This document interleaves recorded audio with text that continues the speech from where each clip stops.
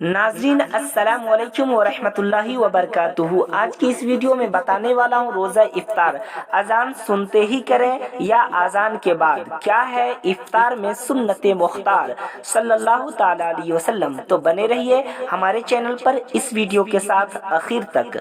और अगर आप हमारे चैनल पे नए हैं तो मदनी मीठी गुजारिश करता हूँ कि चैनल को लाल का आइकन दबाकर ज़रूर सब्सक्राइब करें। शुक्रिया। नाज़रीन, सबसे पहले एक हदीस आप तक इरसाल कर रहा हूँ। इस हदीस को साहिब फतावा फैजुर रसूल ने तबरानी के हवाले से तहरीर फरमाया है कि हुजूर सल्लल्लाहु अलैहि वसल्लम का मामूल था कि सूरज डूबने से पहले किसी सहाबी को हुक्म फरमाते कि वह बुलंदी पर जाकर सूरज को देखता रहे।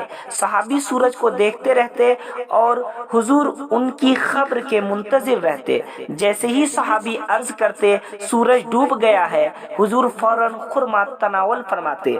फतावा फैजुर रसूल जिल्द नंबर अव्वल सफ़ा नंबर 513 पर तहरीर मौजूद है कि सूरज डूबने के बाद बिला ताखिर फौरन इफ्तार करें, अजान का इंतजार न करें। और जो लोग अजान से ही गुरूबे आफ्ताब पर मतला होते हैं, यानी जिन लोगों को अजान होने से ही सूरज डूबने का पता चलता है, उन्हें चाहिए कि अजान होते ही फौरन इफ्तार करें, अजान के ख़त्म होने तक इफ्तार मुअख्खर न करें।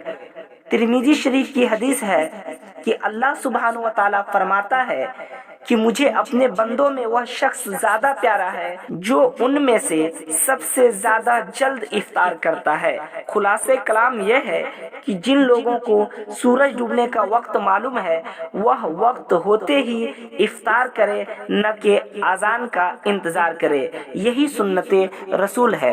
फ़कत अस्सलाम। अस्सलामु अलैकुम व रहमत।